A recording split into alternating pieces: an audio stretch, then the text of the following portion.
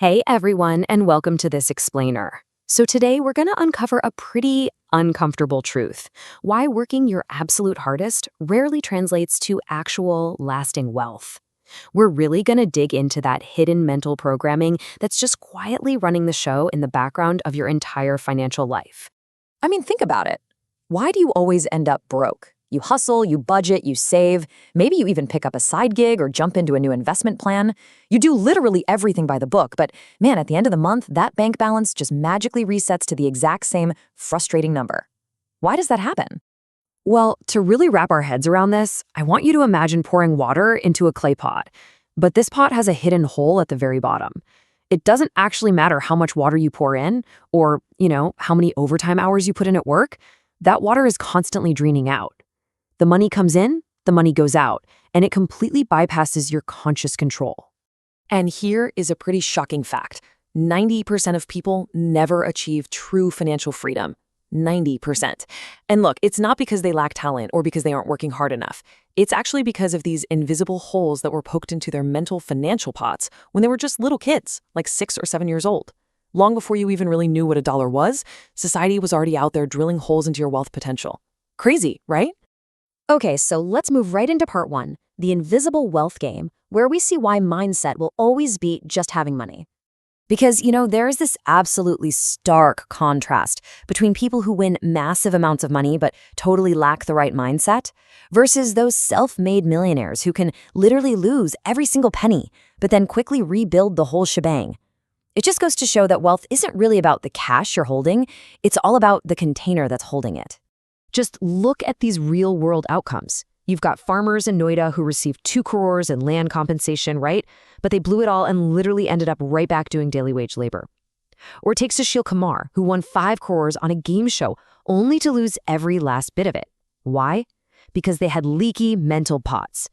But then on the flip side, you have a boxing legend like Mike Tyson. He lost a massive $400 million fortune, hit rock bottom with crazy debt back in 2003, but then actually bounced back to a $20 million net worth.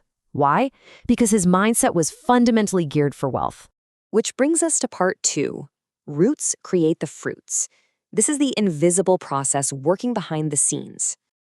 Basically, there's this simple but incredibly powerful 5-step psychological formula that dictates your entire financial life. It goes like this. Your childhood programming creates your thoughts, okay? Then those thoughts lead to your feelings. Your feelings drive your daily actions, and then those actions ultimately produce your final results. So your current financial reality right now, it's really just the final step of a process that kicked off decades ago.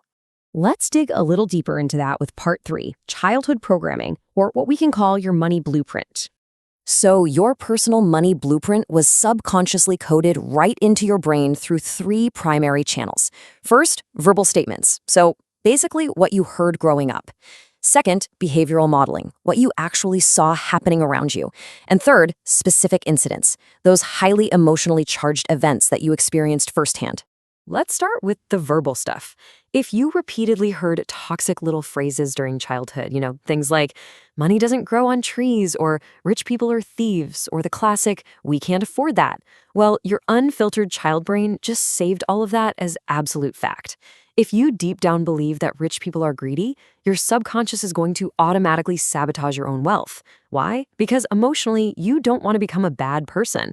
And trust me, emotion is going to beat logic every single time. Then there's the second method, modeling. You just copy what you see. For example, there's a story of a really successful author whose dad was a builder. And for 15 years, his dad would start a project in deep debt, completely stressed out, hit a brief high when the houses actually sold, and then plunge right back into debt for the very next project. So the son watched this endless, stressful cycle of boom and bust. And without even realizing it, he naturally went on to replicate that exact same stressful pattern in his own career for a whole decade before he finally caught on to what he was doing. And finally, specific incidents. These can permanently, and I mean permanently, alter your wealth trajectory.